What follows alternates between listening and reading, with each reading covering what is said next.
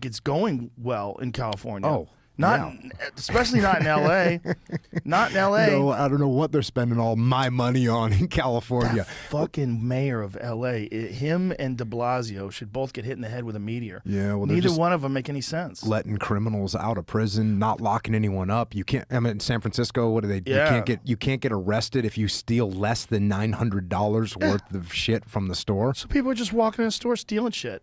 It's crazy. And Chicago's doing the same shit. Do you see what happened in Chicago? They had a fucking gang fight in the middle of the street. They emptied 70 rounds, and they didn't charge anybody. 2 people died. Another guy got shot, and they called it mutual combat. Did you see that? Mutual combat's you for didn't see like that? a fight between you and me. Yeah, fist fight. Not a gun fist fight. Like, I want to fuck you up. I want to fuck you up. And the cops will stand by. That's like Seattle. In Seattle, you can have mutual combat. Mutual combat. Yeah. So they did that for a running gunfight? You need to see this. You need to see this article because you're not going to fucking believe that it's real. Because 2 people died. They emptied 70 rounds on a crowded street. People were driving around the body. There's video footage of this fucking gang fight. 70 rounds.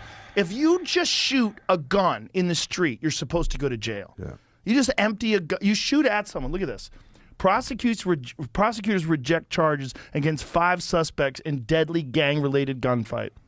See, now, this is where you get all tinfoil hat, because a lot of people that break them out. George Soros and all that kind of shit. Look at with the way he described it. A police report framed the state attorney's office decision to decline charges in a different light. He writes, mutual combatants was cited as the reason for the rejection. Mutual combat is a legal term used to define a fight or a struggle that 2 parties willingly engage in. Yeah, not a gunfight. That's insane. It's not a fucking gunfight. Guns, you shoot, those bullets don't stop until they hit something. They go really fucking far. Yeah. They go a mile. That's insane. It's so dumb. Where is this? Where does that end? That was the, you know, you and I talked about, I think it was the last time I was on, we were talking about defunding the police. Yeah. And you talk to police, and it's gnarly right now. It is gnarly. Yeah. You know, a lot of police are just leaving. Yep. They're getting out of the police because it's such a tough environment for them right now. They have so much at risk. People go, what makes it tougher? Well, when you know that if you make a mistake, you're going to burn for it. Yeah. What are you going to do? Am I really going to pull over this car? Like, am I going to roll the dice on pulling over this car and roll the dice that I get into some kind of an altercation, or I say the wrong thing, and all of a sudden I'm getting in trouble because of this? You're all over social media. You know what it is? I'm just going to sit here and just let people speed and do whatever. And you know, Joko, this is a real weird way to frame it. Let's be honest here. More police accountability is something not only we absolutely need, but it's going to be productive. It's a good thing, all right? Around the rest of the world, they have it. U.S. is one of the few countries where we're really letting off cops for shooting unarmed people all the time, like in Arizona down there. I mean, this happens all the time. You know, the guy's unarmed, but the cop says he feared for his life. This stuff shouldn't happen, right? It should not happen. We should have more stringent. You can't frame it like this lawlessness is happening because cops are refusing to do their job. Well, then fire them. Fire them. Anybody's not doing their job because, oh, now we have rules and you can't do whatever the hell you want, or you're refusing to wear a body cam, then fire them and get somebody new. This type of attitude is one of the reasons that we stay in this old boy kind of old man attitude. I don't know, what do you call it? Old boys, right? Where it's the old-timey good old boys or whatever attitude that keeps this shit. I don't like it at all. However, this just epidemic of mass shoplifting and crazy stuff that we've seen happen lately is very, very concerning. What's even more concerning is that it seems to be a specific demographic, especially with the shoplifting. It really makes you wonder. Now, I'm not going to sit here and try to be prejudiced. I absolutely don't think it has anything to do with the skin of their color, but it is a cultural phenomenon here. I don't know if it is a sense of hopelessness that is, you know, within the youth of these neighborhoods, of these areas, but it is something that we should be addressing, we should be talking about, right?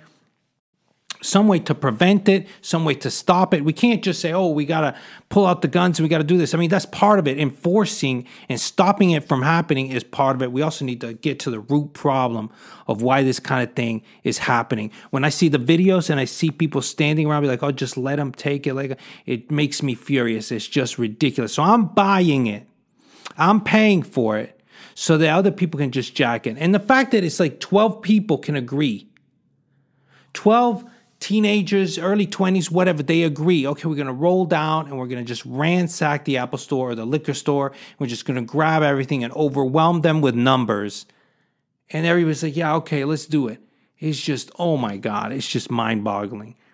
So something has to be done, you know, and I don't know. I don't know how much more people are going to put up with. At some point, they're going to put armed guards. But what are you going to do when 12 people roll up? What are you going to do? Because the fear for your life, it works with cops, you know. But if you're a civilian or you're a security guard, that fear for your life doesn't work too good, you know. You'll end up in prison. You'll end up in jail for defending yourself, your property, a lot faster than a police officer will. It's not one of those situations what's good for the goose is good for the gander. But you got to be careful, because all I want is to be able to live my life and not worry about being robbed, or one of my businesses being robbed, or my family being hurt, when we're absolutely minding our own business. And the United States is becoming a combat zone. Seeing this stuff, it is insane. And you got to think the rest of the world is watching this, and they're wondering what the hell is going on. It's a free-for-all. First we had those riots, then we have these shootouts where nobody is charged. And like I said, the media frames it. I gotta say, when this is affecting certain demographics, certain minorities, the media frames it differently because it's a Democratic-controlled media. You're not really getting the truth. And I'm like, why? Why? These kind of shootouts, mutual combat. If this was a bunch of white people that happened on the street, they'd be talking about white nationalists, white supremacists in the street trying to overturn the freaking, trying to take over Chicago. You know what I mean? How is that fair? Why are they doing this? Well, there's an agenda. There's an agenda. And it's something that I've touched on other videos that I always talk about, this kind of agenda that's stuck in the media, it's in government, it's something. And I don't know why yet, but, you know, I'm trying to find out. Maybe, you know, with your help, we can get to the bottom of it. Anyway, let me know. Leave a comment. Tell me what you think. I always like talking with you guys and seeing your unique perspective on things. And as always, thank you for watching. And make sure to always buy red and sell green.